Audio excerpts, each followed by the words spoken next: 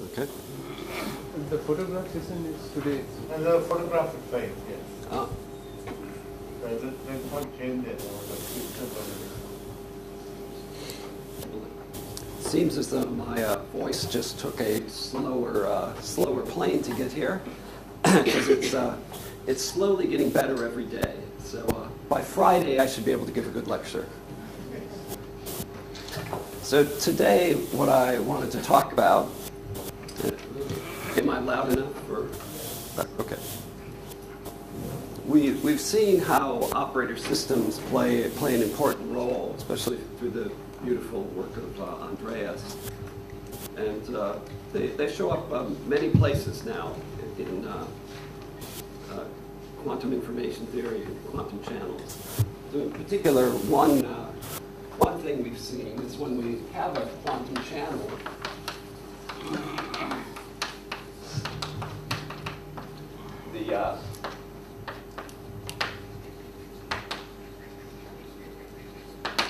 the E's are not unique, but if you look at this thing that's the span,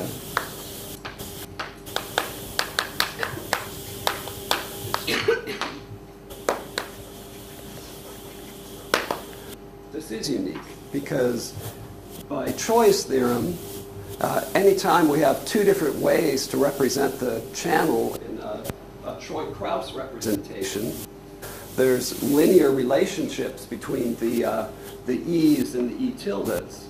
And those linear relationships are given by an invertible thing.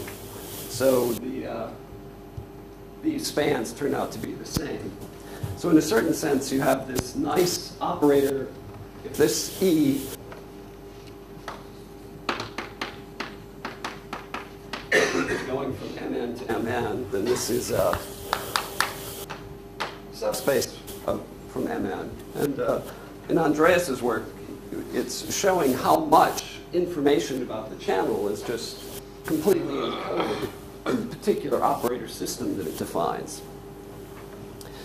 So for this reason, today I want to spend some time on the abstract theory of operator systems, and in particular of, among things, they're a special family of matrix-ordered spaces. So this will be a little bit in parallel with what Pizier did. So in Pizier's talk, we saw that if you wanted to study completely bounded maps, then the natural spaces that you need to think about complete boundedness are the matrix norm spaces.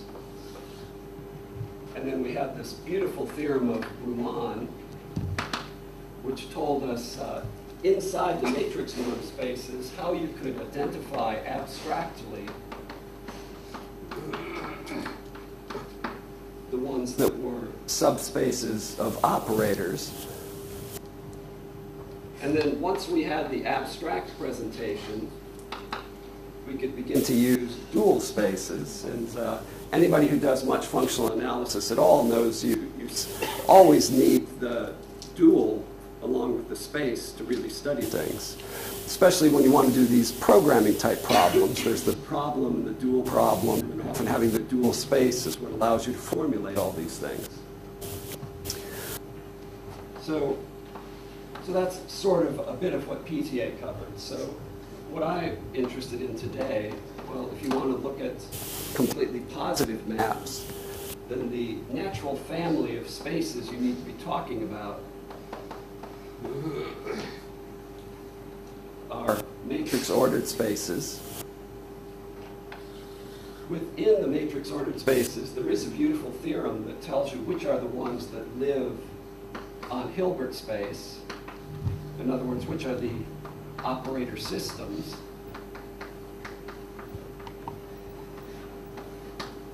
And there's, in parallel with Riemann's theorem, there's a theorem of Choi and Efros, which identifies the operator systems among all ordered objects.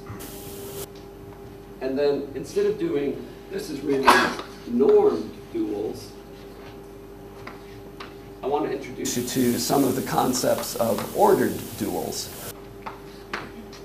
So that's the outline for today, really.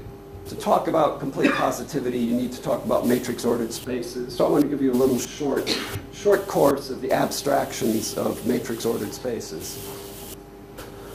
Matrix-ordered spaces have also arisen in the work of Fahn, Nachtergaele, and Werner on finitely correlated states. So it's cropping up many places. So it's not a bad thing to know about. So sorry if today will be all abstraction. I'll do a couple of concrete examples to try to make the abstraction concrete. But mostly I'll talk about the axiomatics of what we mean by these objects. Okay. So the first thing we need, we have to talk about the idea of a star vector space. So,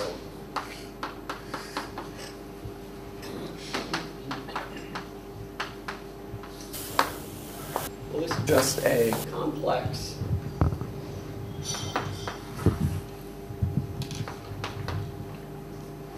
vector space V together with a map, which we'll always call star. Andreas maybe would always call it dagger because it's supposed to mimic or be an abstraction of the adjoint operation. So what do we know about adjoint operations? Well, this satisfies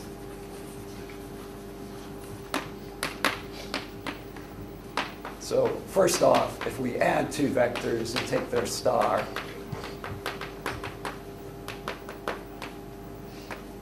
second off, it's conjugate linear. If we multiply a vector by a scalar and do the star, it's the complex conjugate of the scalar times the star of the vector.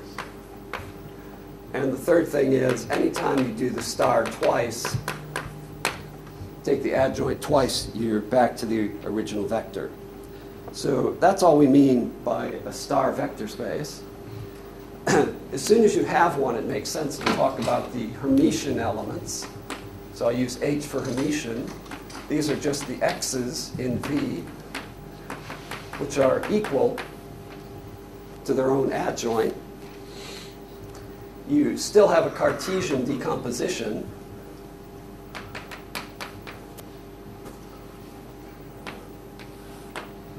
Given any x, I can write it as x plus x star over 2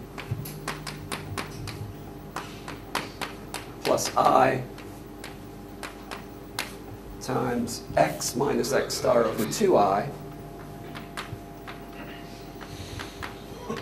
And that's our usual decomposition of something into an h plus an ik, where h and k are Hermitian.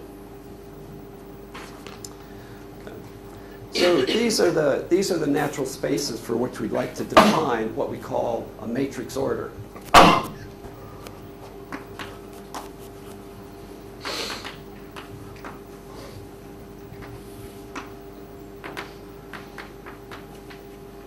So the idea is that on Mn of V,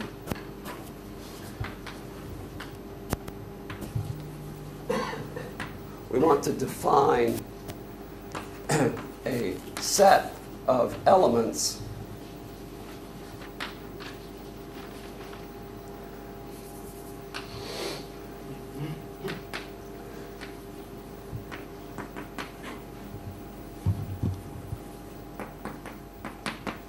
which will play the role of the positive elements.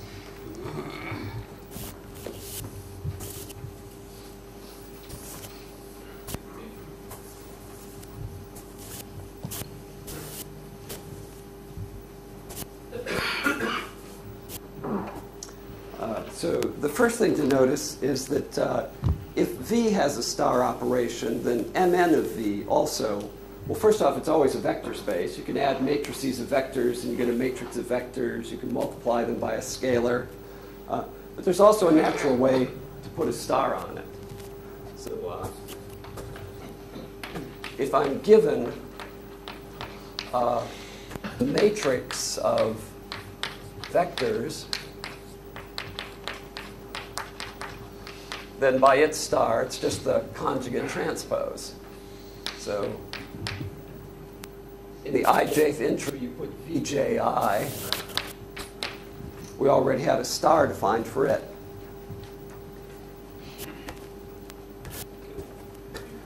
So here's the formal definition. So a matrix order on a star vector space V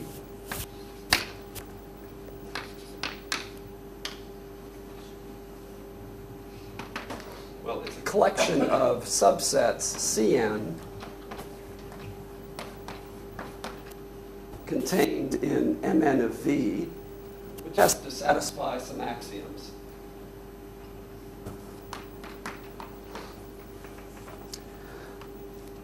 The first one, well, positives are always a cone, right? If you add two positives, it stays positive. If you multiply by a positive scalar, it stays positive. So that's the first axiom. For n equal 1, 2, 3, we always want our positives to be a cone. The second axiom, well, you never want something to simultaneously be positive and negative. And if you think about that, that means if you take the negative of a positive and a positive, the only thing that's both positive and negative is 0. Then the third axiom tells us how we pass from one matrix level to the next matrix level. There should be some relationships between the things we put. If, for example, if we say that we have a 1 by 1 vector V and we say it's positive, then if we just string V down the diagonal, that should still be positive. Or if we have a V which is positive and a W which is positive, and we put a VW on the diagonal, then that should be positive. So the third axiom is to take care of those things. The other thing we know is if we pre and post multiply by matrices and their adjoints, then that's supposed to be something positive. So that's the third axiom. There's no multiplication. Well, but you can multiply by matrices of scalars. Maybe I should point that out. If I have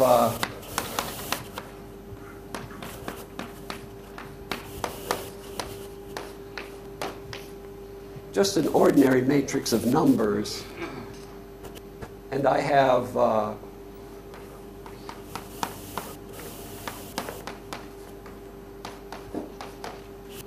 matrix of vectors, it still makes, and maybe I should call these lambdas, just because they're numbers.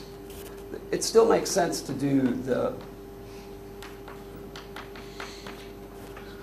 this kind of multiplication, because what you do is for the ijth entry, it'll be the sum of lambda ik.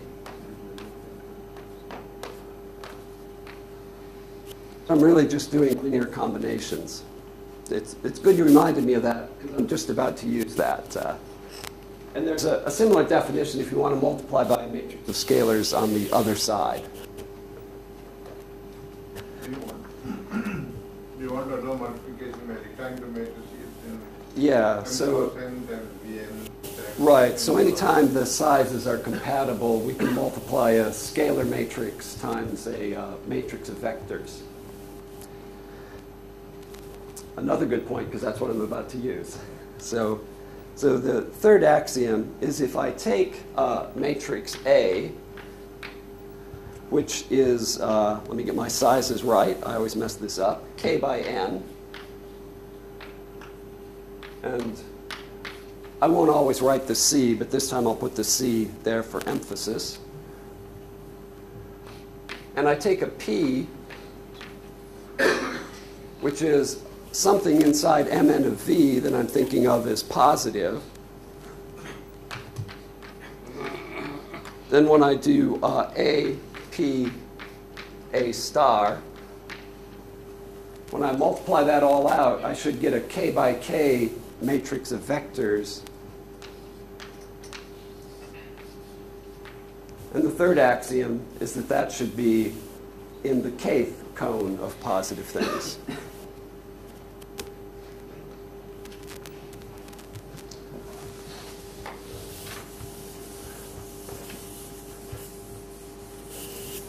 up to this point, everybody agrees on what a matrix-ordered space is. The fourth axiom, some books put as an axiom for matrix-ordered, other books don't. And it's the hypothesis that the cone should be full. What about the direction? One that is part of the G. Oh, you're getting ahead of me. You're doing the exercises. So the fourth axiom is sometimes people use this, sometimes they don't. They demand that every Hermitian should be written as a difference of two positives. For today's lectures, I'm not going to include the fourth one when I talk about matrix ordered.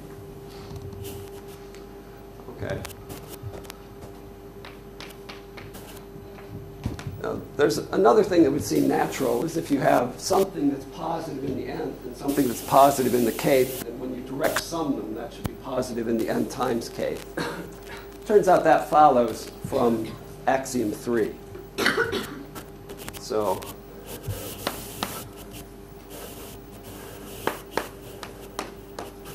suppose you have a p that's in the nth cone and a q that's in the kth cone. Then when you fill it out with zeros,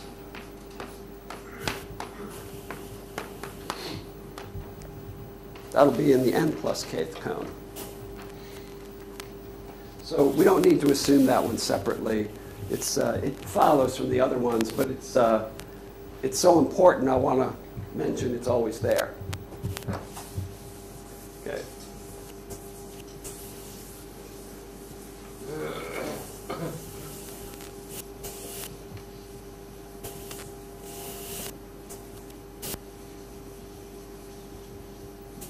But this doesn't happen when we have an operator space. This has to be taken as a Ruan's axiom has this as an axiom. Right, so Ruan has to put something like that in as an axiom. Here it follows from this. Partly he has to put it in because he doesn't ever do a thing with rectangular matrices. Since I'm using rectangular here, that allows me to go between different levels. His earlier axioms, his analog of this axiom is for square matrices. He could have played the same game. He could have used an axiom about rectangular matrices and gotten something like this. Well, not quite, because see, with positivity, the sum of two positives is always positive. But if you know that P00, if I knew that P000 was norm 1 and 000Q was norm 1, there's no reason when I add them together it should be norm 1. You can't add two things in the ball and have them stay in the ball. But for positive cones, you can do that. So that's another way where the axioms are a little different. Since everything is cones, you get to add for free. Okay, so what's the key example? Well, if you take the bounded operators on a Hilbert space,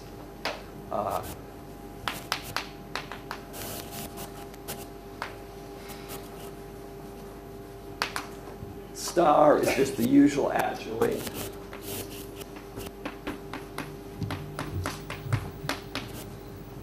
For C1, you just take the positive semi-definite.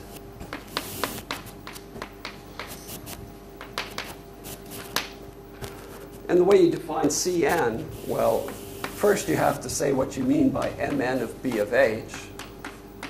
And what we do is we use this identification of a matrix of operators as an operator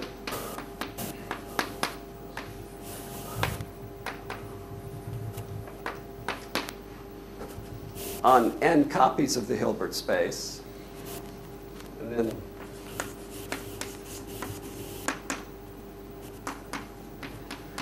once we've made that identification of these two objects as being the same thing, then all the nth cone is the operator matrices which define positive semidefinites. So that's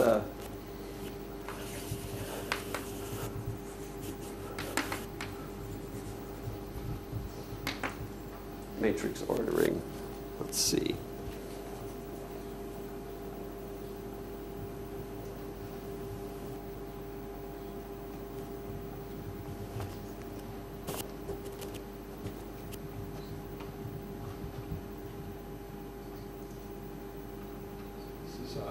always inside of self-adjoints. I left off the H. Otherwise, you have to assume that if T is in the cone, T star is in the cone. Let's see. Let me stick that in here. So one more hypothesis. If you do the star, it's equal to itself. Yeah. Good. So this is the key example, and then the other example is. You want either that or this. If it's contained in the Hermitian process, it's automatic. You want to relax summation and do one there? Yeah. It's contained in Hermitians. I don't need that. I'm temporary brain lapse. Yeah.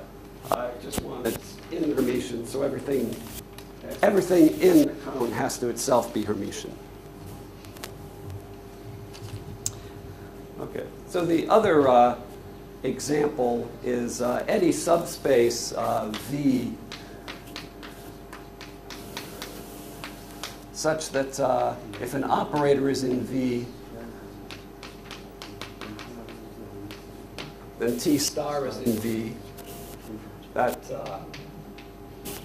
makes V a star subspace. You can use the star from B of H, and you let the cones be equal to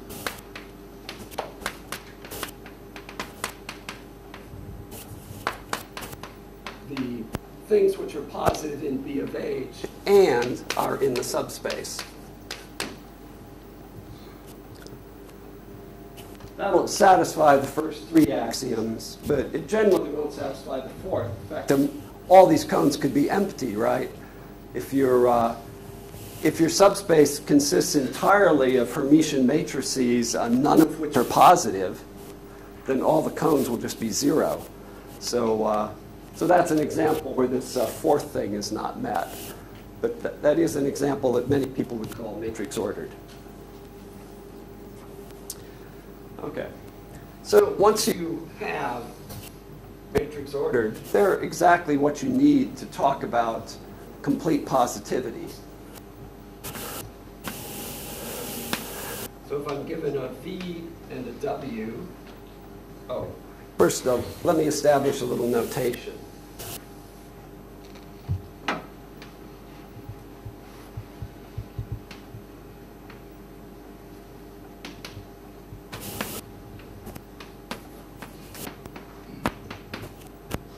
Usually when I write Mn of V plus, that's just my lazy way of saying it's this set of cones.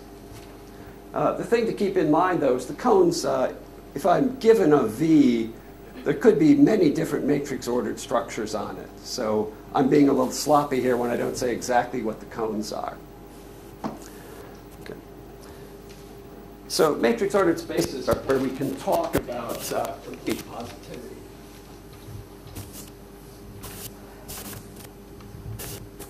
So if I'm given V and W,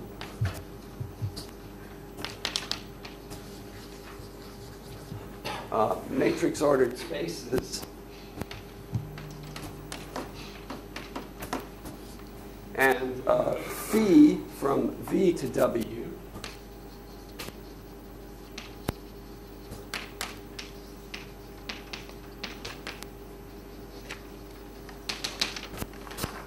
we say that phi is n positive if this map phi upper n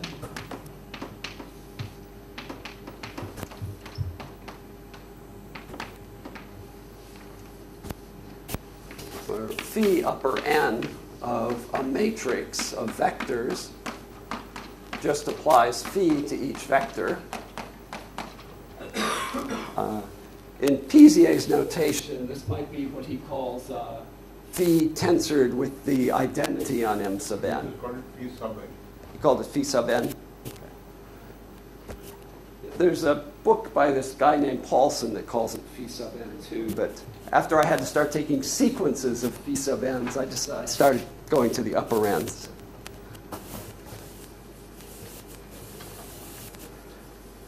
Paulsen's book is a blessing and a curse because people expect me to follow it. So that's the way you define the map, and it's n positive provided you start with something that's positive in its image.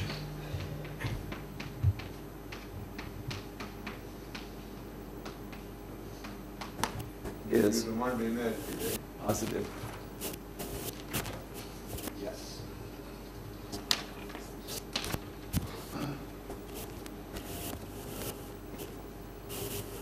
And then it's completely positive.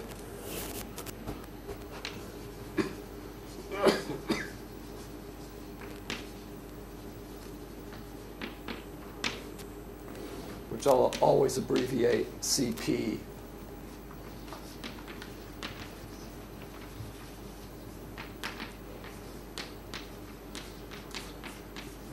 If it's n positive for n equal 1, 2, 3, dot, dot, dot.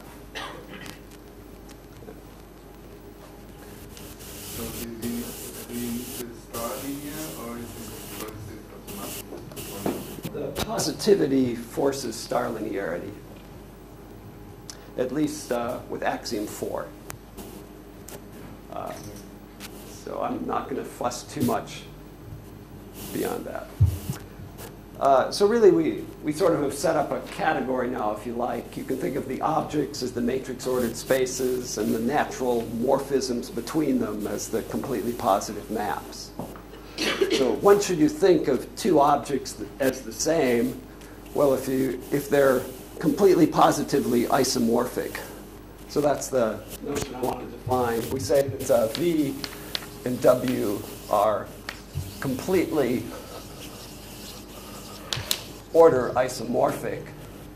So this is when two objects are really the same. And I'll always abbreviate that just COI.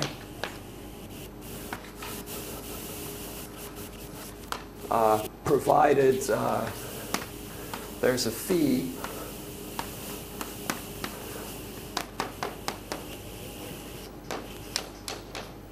one-to-one onto and completely positive such that phi inverse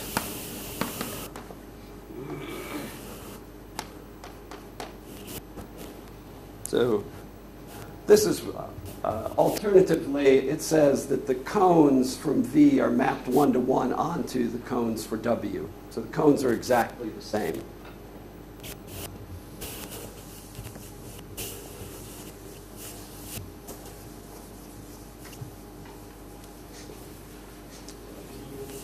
Well, there is an interesting duality theory here, which I want to talk about.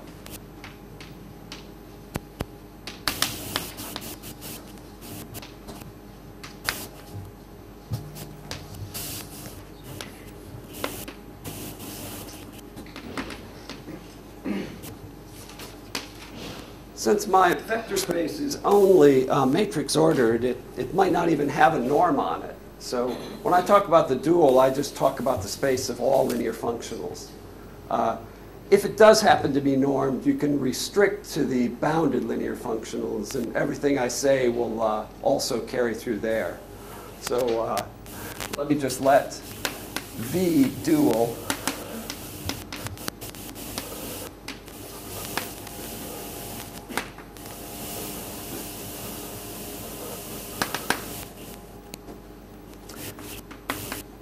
the interesting fact is that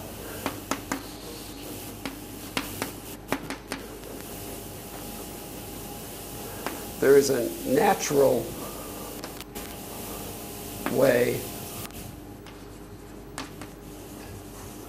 to make V dual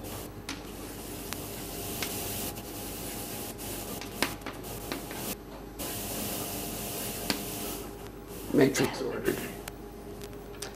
Well, In general, it won't satisfy the 4, right? just the 3, yeah.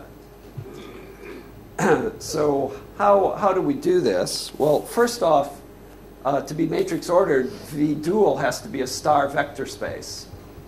So first,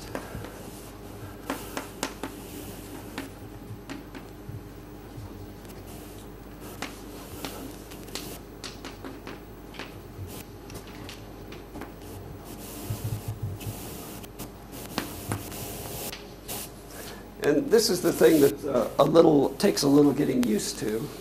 So the idea is saying that something is in V dual means that it's linear functional.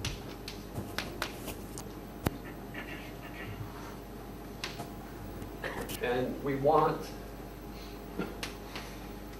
something that we call F star that's also in V dual. So F star. See, this is what's confusing, is because usually when you do star of something, it maps the opposite way. Right? If you have an F, then the adjoint you usually think of as going from C to V. But this is a star that still goes the same way, so it's back in the original space. And here's the way you do it.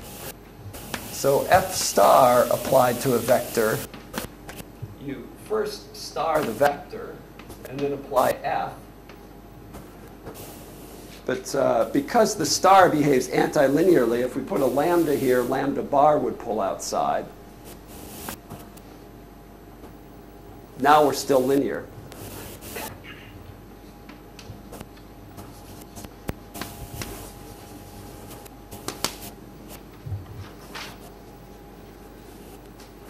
So that's this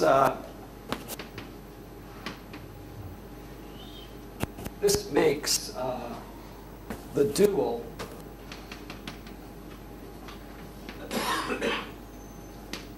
a star vector space.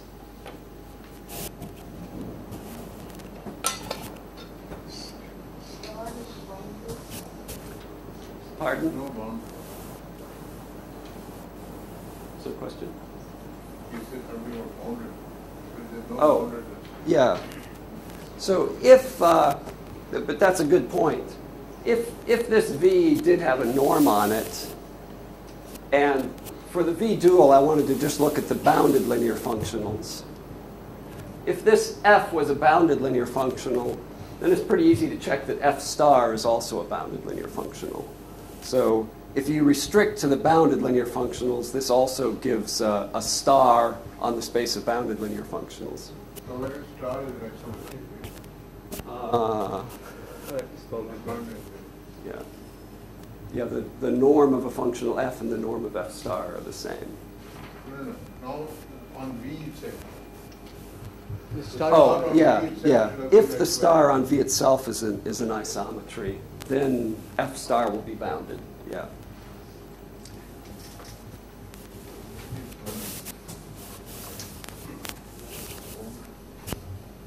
So what I want to get into is, well, how do you now put a natural family of cones? If you have a matrix of linear functionals, how do you pick out which are the ones you want to call the positive matrices? And here's the way we'll do it. Given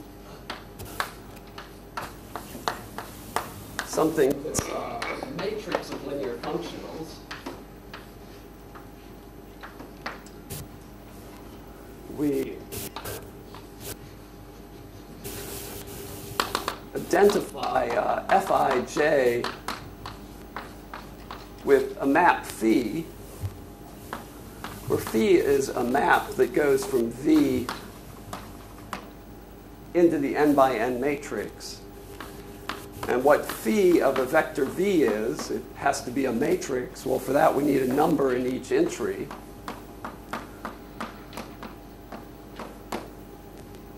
So we just do each functional of V. And then any time, so that's the way we think of a matrix of linear functionals as a map. It doesn't go from V to the scalars, it goes from V into the n by n matrices. And then we let our cone, Cn,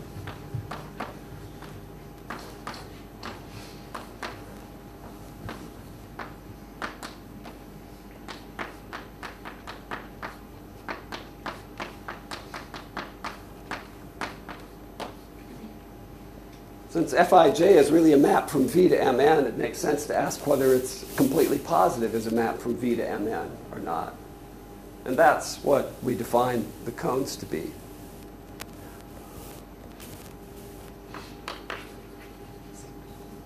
Then V dual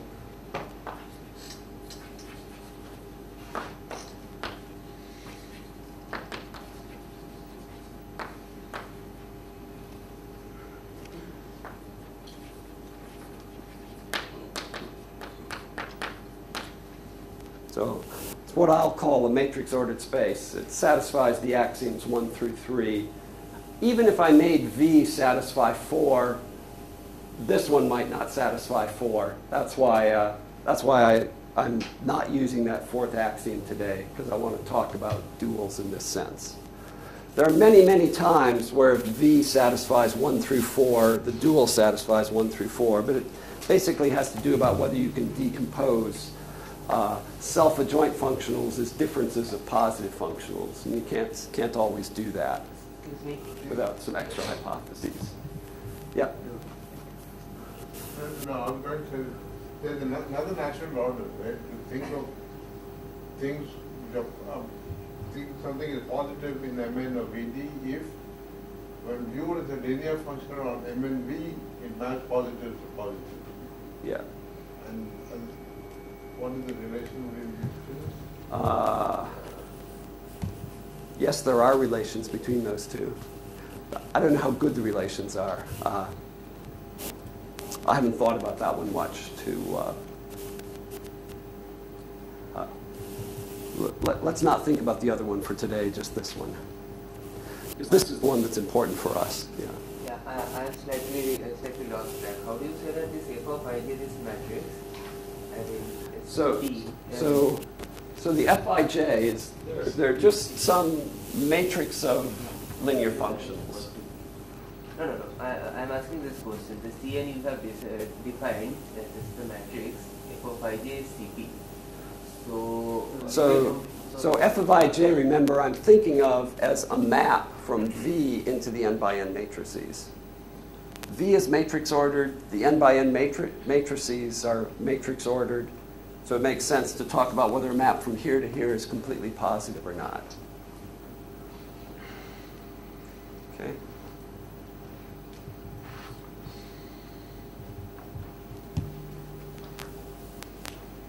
Any? So is that clear enough? Yeah, there are many other ways you could try to do things, but this is the one that works for us.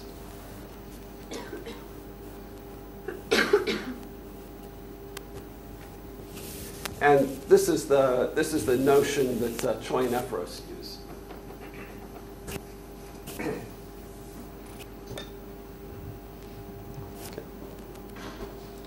Well, let me. Again, 1 minute. I think I am again confusing myself. When you are having this F belongs to F with V to C, right?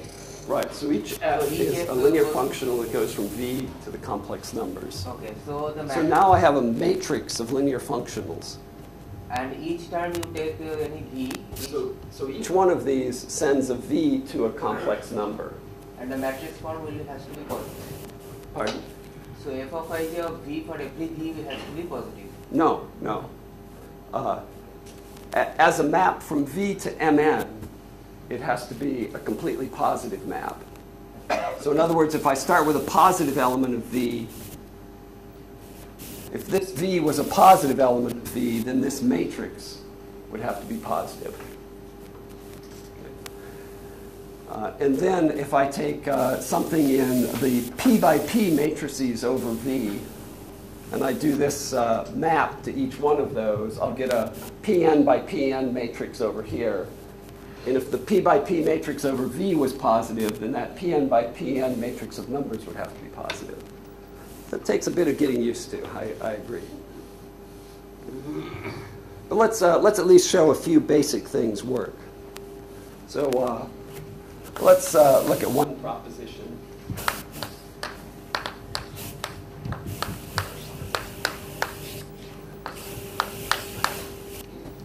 So suppose we have a linear map between two matrix-ordered spaces that's completely positive.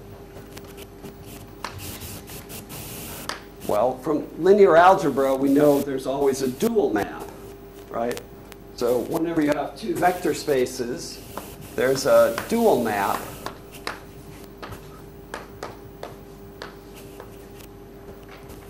which goes from W dual to V dual.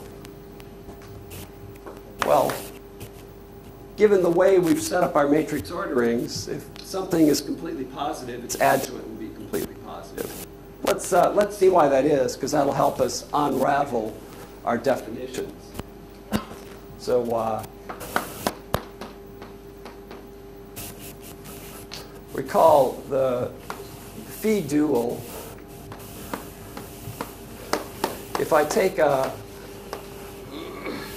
functional from W to the scalars, then phi dual of the functional is just F composed with phi. So phi maps V to W, and then F maps W to C. So that's what we mean by phi dual of F. So now let's take a bunch of functionals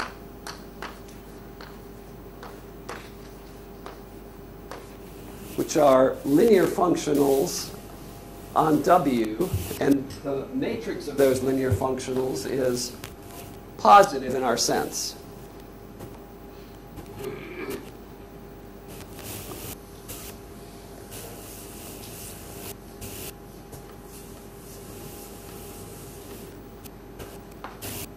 And phi dual upper N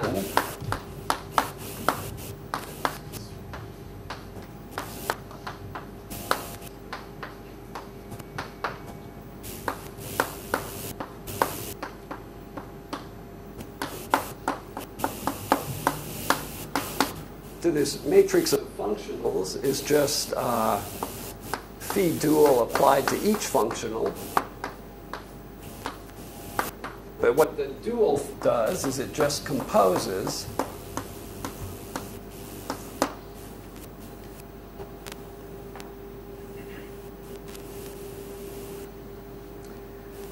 and now what I want to check is if this was positive here, that this map, which lives here, is a positive element. And so how do I check that? Well, this map, since it lives here, what I'm thinking of it as is a map from V into Mn.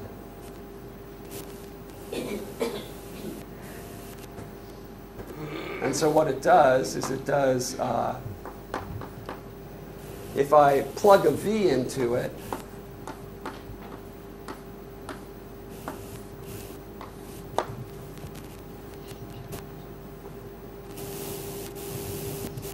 so if you like, if you think of this identification, that's this capital phi. Right? The Fij's correspond to some capital phi done to this little phi of V. If I'd been cleverer, I would have picked a better notation earlier. So that's the way this map acts. Now, does everyone see why that's going to be a completely positive map from V to Mn? Well, remember, phi is completely positive from V to W. And so what this is we have little phi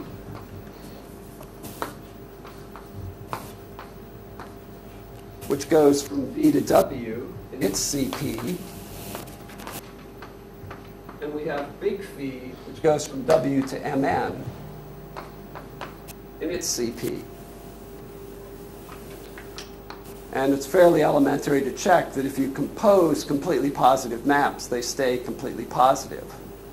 So that's all that's going on here. It's, compositions are completely positive. So this map is completely positive. So CP, since compositions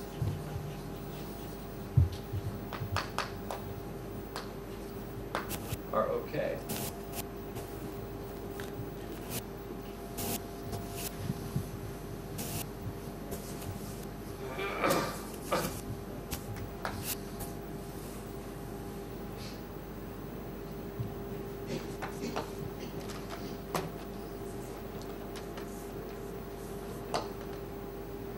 So the key example I'd like to look at today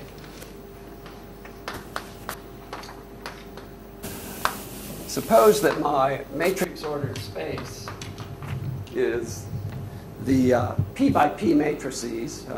Try to stay away from N for a moment.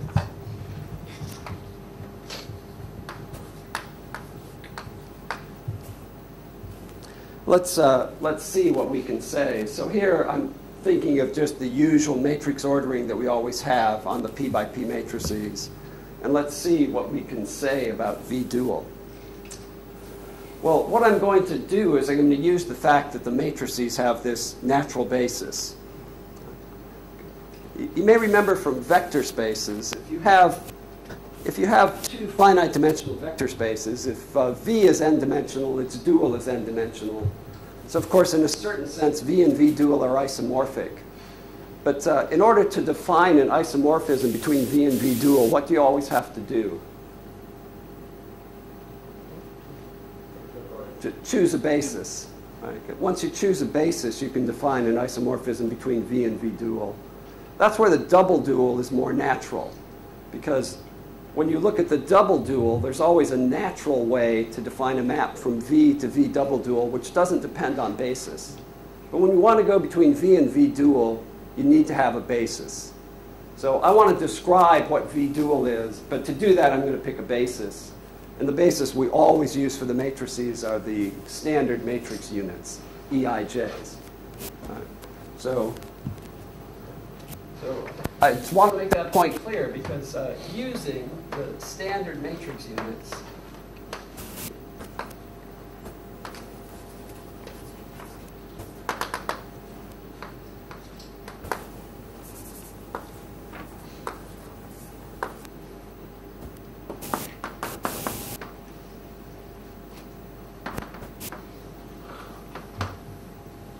and let me carefully do that.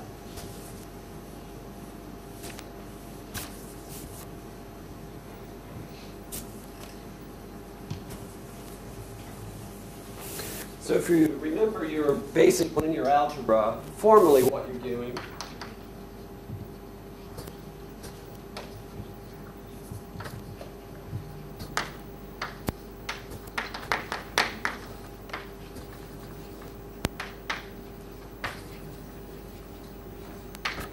there are linear functionals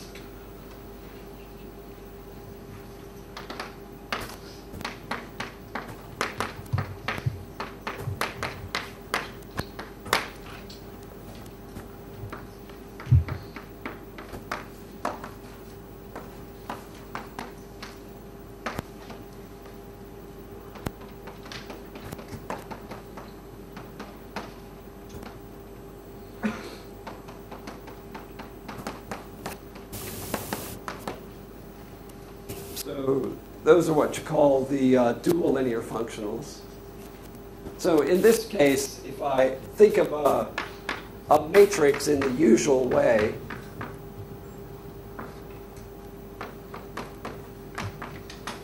then the other way to think about what the delta ij functional does is it just reads off the ijth entry of B, right? Because when I write a matrix B this way, I'm really saying that it's the sum of the Bij's times the matrix units Eij. So if I only read off the ij matrix units, that's what delta ij does.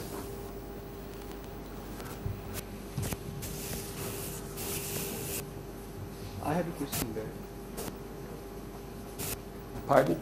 In this CP thing, is it not enough just to have P to be positive? No, because that entire thing you need to be CP. If phi was positive, Given and I started forming matrices of vectors from V, that might not go to a positive element over the matrices in W. the way we wanted to check the positivity of the CP-ness of VD, in that expression, eventually we just wanted phi, the little phi of V to be positive, right? No, we need this map to be a completely positive map from V to Right. N. So for that, isn't it enough that little phi takes positives of V to positives of W? Given the expression that we have eventually. Composites of two CP maps and CP.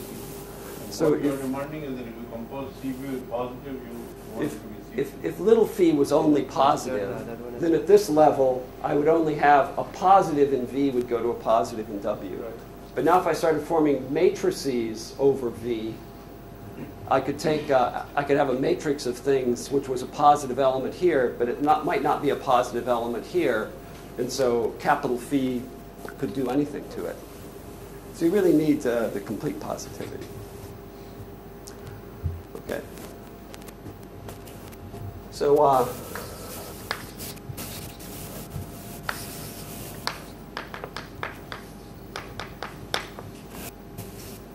so this is my typical functional.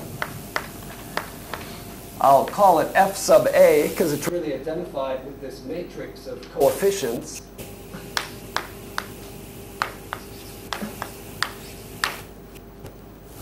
So that lives in MP dual. First, let's just check, when is that a positive functional? Okay.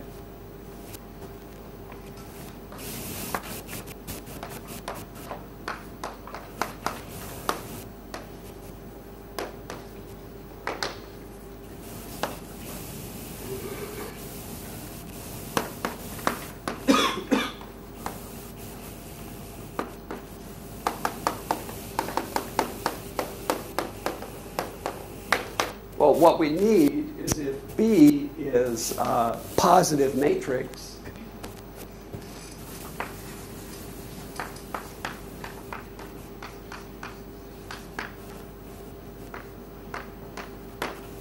then the functional applied to B is a positive number.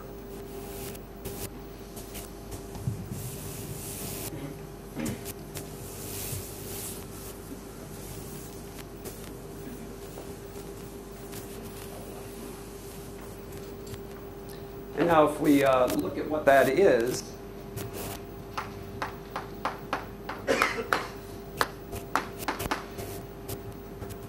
well, what the delta ij does is it just reads off the ijth entry of B. So all this is the sum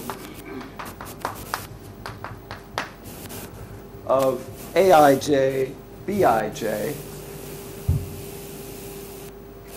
So if you like, that's the trace of A transpose B. Notice I don't have A star B because I'm dealing with Banach spaces here, or vector spaces, not Hilbert spaces, so I can't do conjugate linear things. You're used to seeing the inner product as A star B. Now it's A transpose B. It's not really an inner product anymore. It's the pairing between the dual space and the vector space, which in the Banach space case, you've got to stick with linearity. Okay. But the natural question is, which A's given FA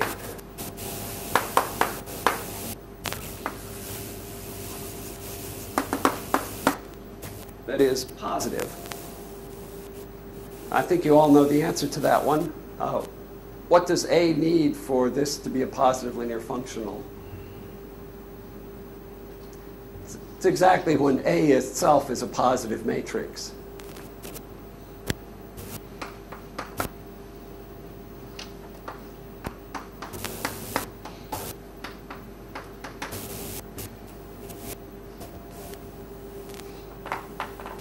So what this shows, well, what I've really done is I've defined a map gamma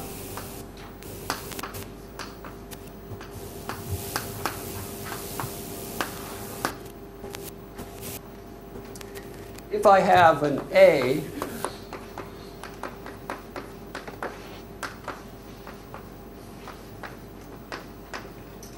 then gamma is taking that to the linear functional f sub A.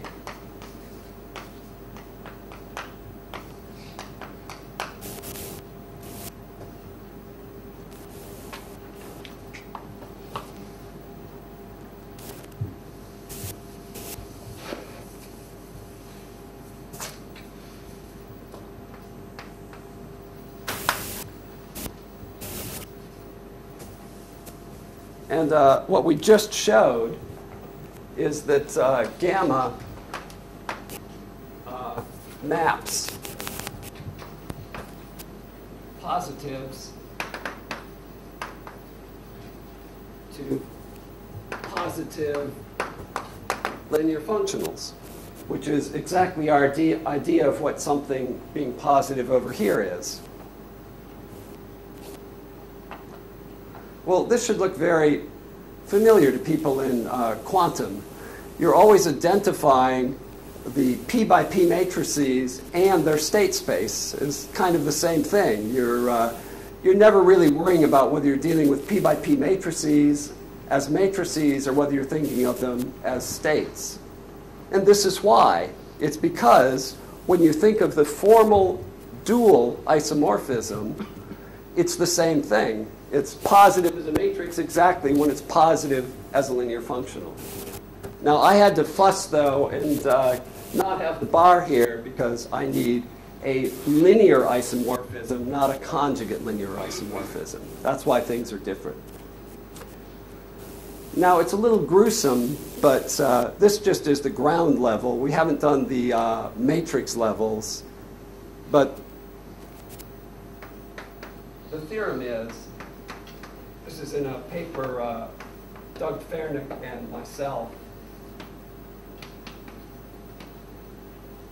The map gamma from MP to MP matrix ordered dual is a complete order isomorphism. So when you think of p by p matrices either as an operator system, or you think of its dual space using the matrix ordered dual, they're really the same thing. So this really completes the idea. I think everybody in quantum information knew this already, that the identification of states and matrices works equally well once you start forming matrices of matrices. This is the very formal statement of that. Okay. So I'm not going to try to prove that today, but it does bring up a question I would like to pose that I don't really understand at all. So if you remember, to define this isomorphism, this complete order isomorphism, what did I really have to do? I can't go between a space and its dual unless I have a basis for the space. And the basis I used is the canonical matrix units basis. So suppose I take another basis, that positivity of the matrix of matrices corresponds to complete positivity of the matrix of functionals. So it's very, very closely related to Choi-Jamniakowski, but it's not quite. Back to the point, the problem I want to talk about. So what if we pick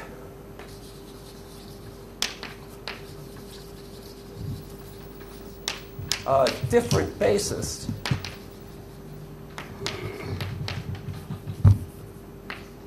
for MP. Let's say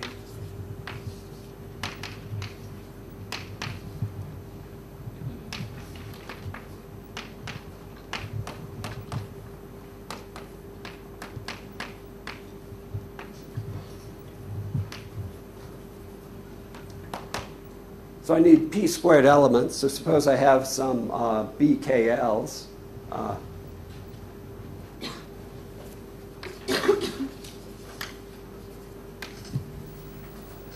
There are dual functionals.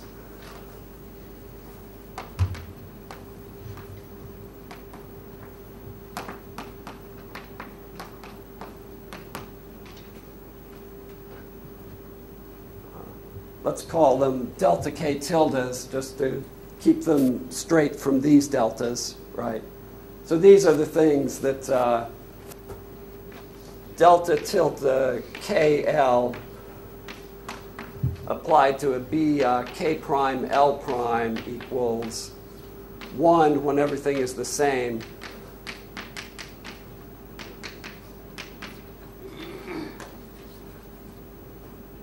And 0 otherwise.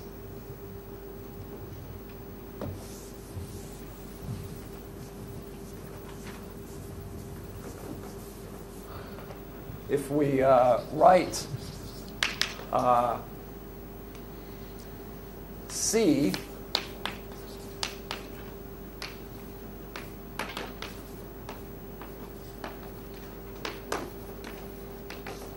every matrix will have some representation with respect to coefficients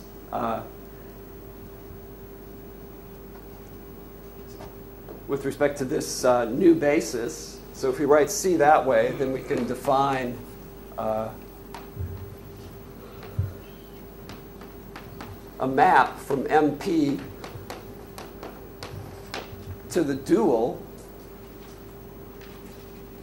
by gamma B of C is the linear functional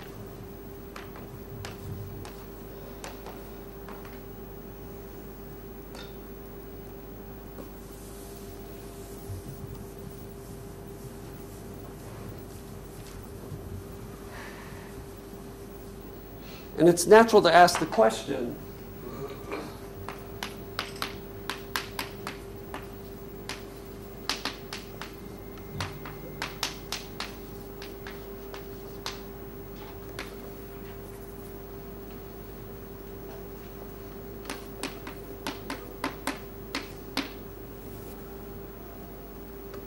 in other words, was there really nothing much going on in this theorem?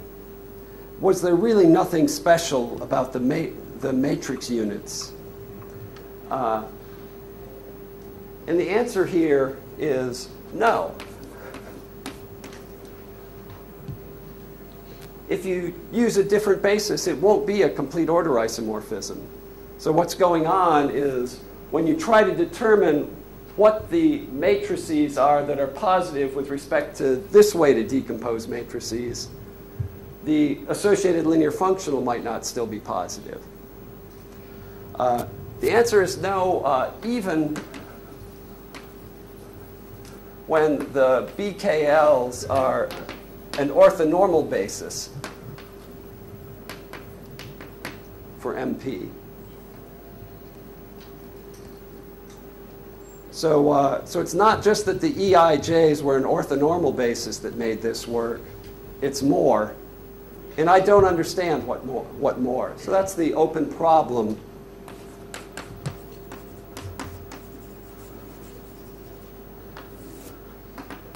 Is give necessary and sufficient conditions on a basis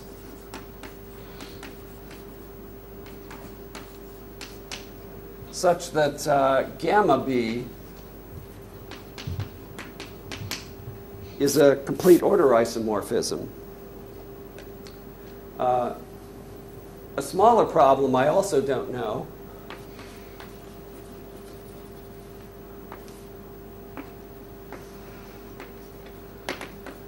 is if gamma be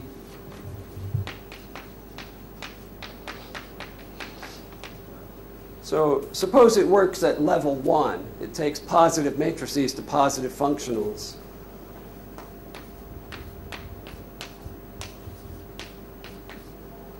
Does that automatically make it work at higher levels? Now, I think this theory might be important because I don't understand yet what's special about the EIJs. And there are some other natural bases for MP that are important in other settings, like the Weil basis. For example, the fact that EJI is the dual of EIJ is certainly going to be pertinent because you want things to be preserve self-adjoint. Well, sort of, but E12 is not self-adjoint. No, it is the dual of E21. Yeah. And then you translate into. But I could number them completely differently. You know, I could have E12 could be my 311 basis element or something. You know, when you just think of it as a basis, I really shouldn't call these BKL. I should really call them B1 through BP squared.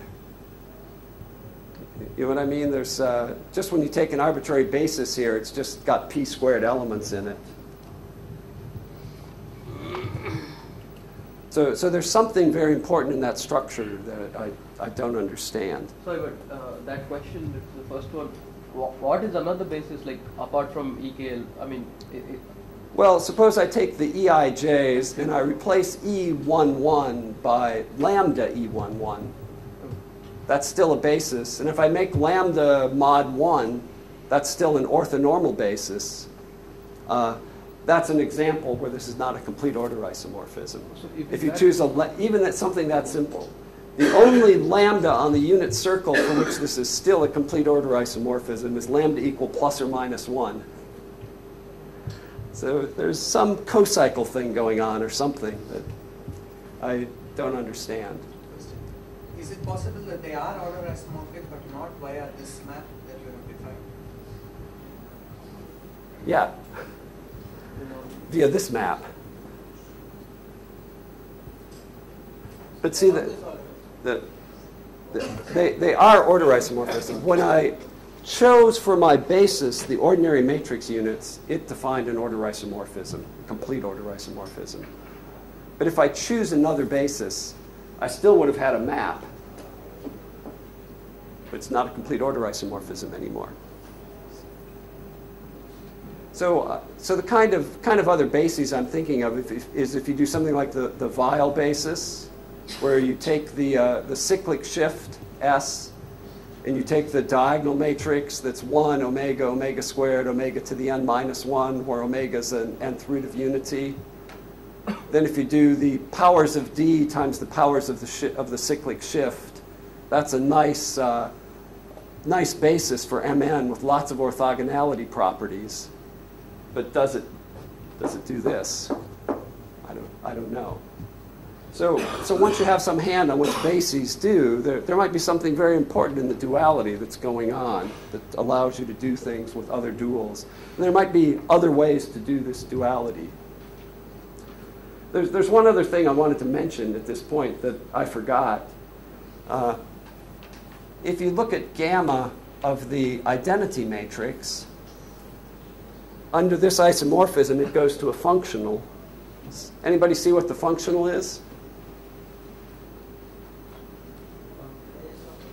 Trace. So that's the other thing everybody knows. So see what it's saying is it's inside MP, we've got the identity, which is our very canonical element. And inside MP dual, we always knew that the trace was a very canonical element. And it is because when you think of the order isomorphism between the two objects, the image of the identity is the trace, and the image of the trace is the identity. So when you make that identification, it really is everything going on. Okay, well, I don't know if this is a false lead or a dead end, but I think there should be something there. Excuse me. So I've gone on a little longer than I planned to. Let me get to the key theorem, and that's the question of, once you're just thinking of these abstract matrix-ordered spaces, what is it that's special about the operator systems? Well, we know that one thing that makes them special is inside the operator system, we always have the identity operator. And the identity operator is good for lots of things. And it turns out that that's basically enough. If you have a matrix-ordered space and it has an element E that you can think of as the identity, then the thing is an operator system. And Choi and Efros are the ones who formalized exactly what are the things you need your identity to do in order to really think of this as an operator system. So this is their theorem.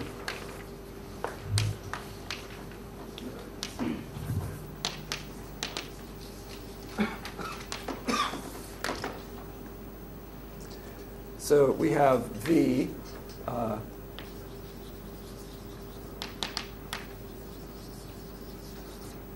Matrix-ordered space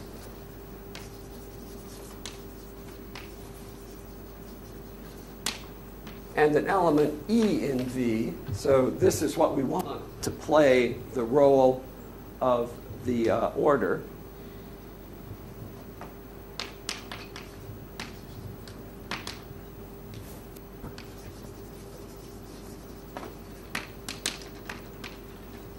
So if this satisfies the following things, the first one is that for any n, if you take a Hermitian element of Mn of V, so something that's equal H equals H star, then there exists a positive number R such that if I do R times the identity, of course, once I go up to Mn of V, I have to think of putting the identity down the diagonal, plus H.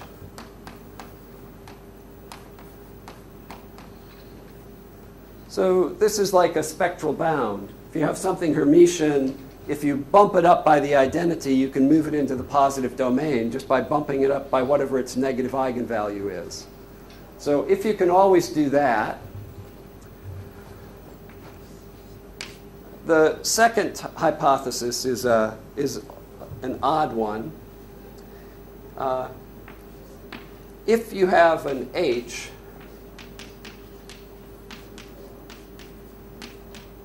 such that anytime you bump it up,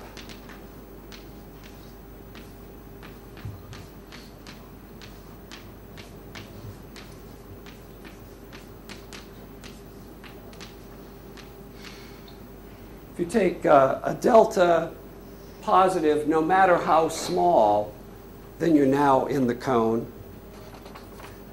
You want that to guarantee that H itself was in the cone.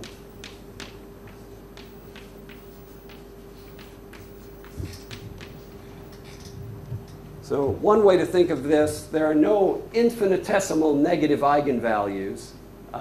Another way to think of it is it's like a closure, right? Because clearly, delta E plus H in some topology is converging to H as delta goes to 0. So in that topology, if this thing is in the cone, its limit point should be in the cone. So it's like a closure in a E to be positive.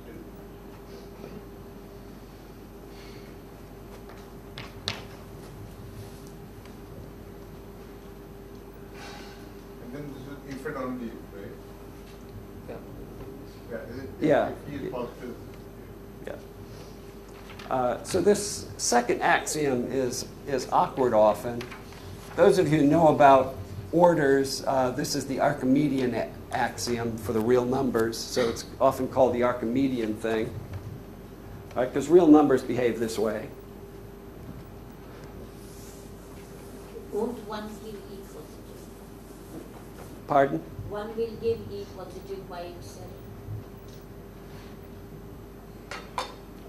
No. Well, 1 and 2 are Take as 0.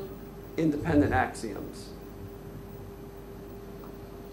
Take as 0, then one will give E is positive. Oh, these are different H's. The first is for any H, you can bump it up enough so it's in the positive cone.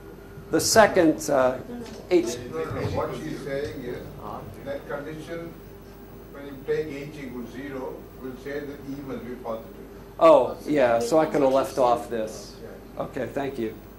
It never hurts to have redundant axioms.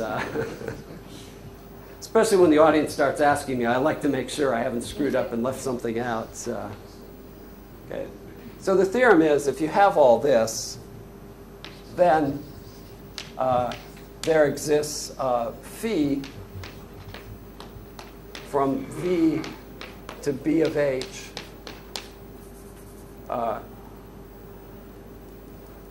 well, first off, it's completely positive.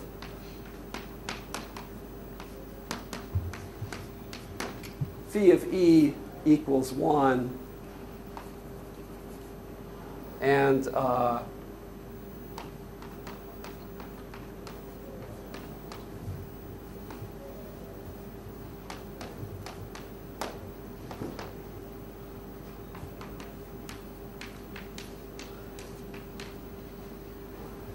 so there's a completely positive embedding of V into B of H that sends this E, this formal identity, to the true identity.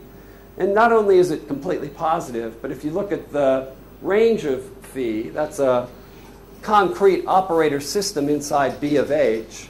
So now the map is 1-to-1 between V and the range, and that's a complete order isomorphism. Let me put the 1-to-1 here.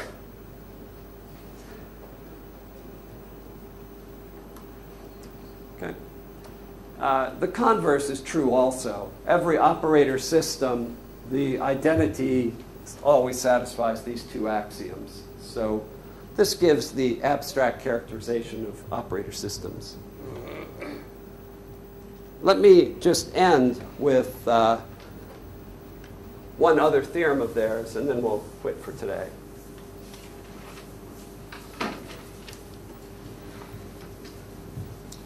So their other theorem, which is very lovely. So again, this is Troyefros. Let's let S contained in B of H. So this is a concrete operator system.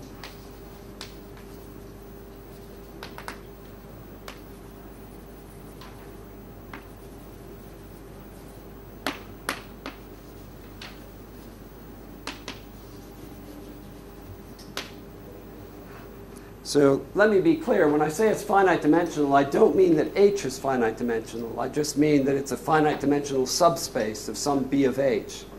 In fact, there are finite dimensional operator systems that can't be represented inside the finite matrices. So unlike finite dimensional C-star algebras, which can always live inside the matrices, for operator systems, that doesn't work. So suppose you have a finite dimensional operator system. Then there exists a positive linear functional such that how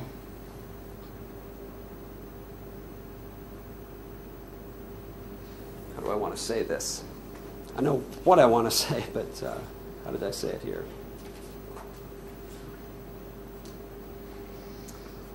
Such that P in S plus and f of p equals 0. So this is what some people call a strictly positive or a separating functional. So if you have something that's positive and this functional is 0 on it, then it had to be 0. So in other words, if it's positive, the functional is strictly positive, except for p equals 0. Right. So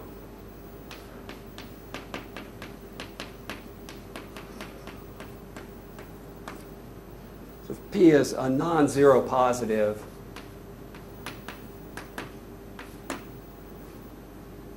then f of P is positive. So let's take such a functional. So that's their first conclusion. And their second conclusion is that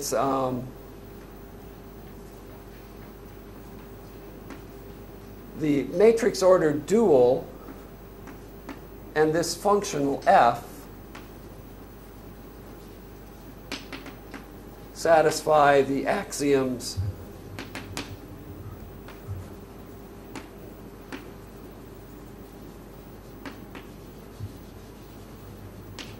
for an operator system. So in other words, this functional f, if you think of it as E for this matrix ordered space that's the dual of your operator system, then it's matrix order units and Archimedean. By the way, this first condition is often called matrix order unit.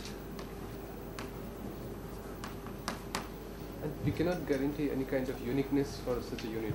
No uniqueness for f. So that's the annoying part. There's a lot of good and a lot of bad that comes out of that. But so every operator system, if it's finite dimensional, there's a way to choose positive linear functional f so that so it becomes an operator system. There's no canonical choice. Except in the case of operator subsystems of matrices, then you can always take f to be the trace functional. So that's what's nice in that case. So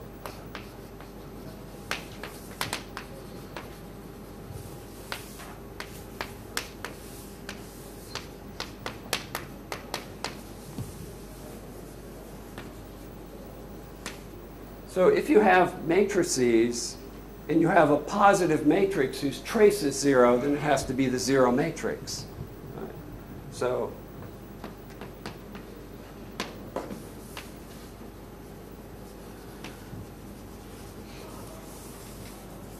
therefore, the dual of an operator system together with the trace functional is a finite dimensional operator system.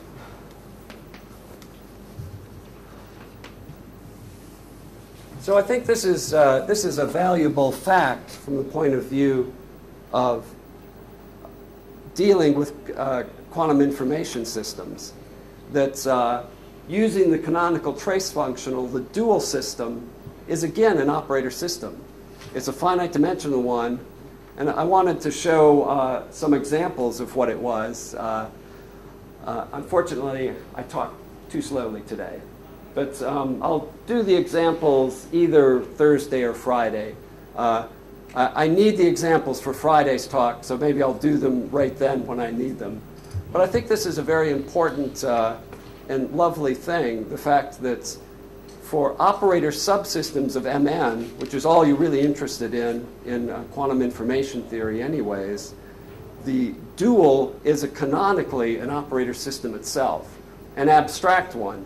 And trying to find representations of it is what's maybe good for you. So.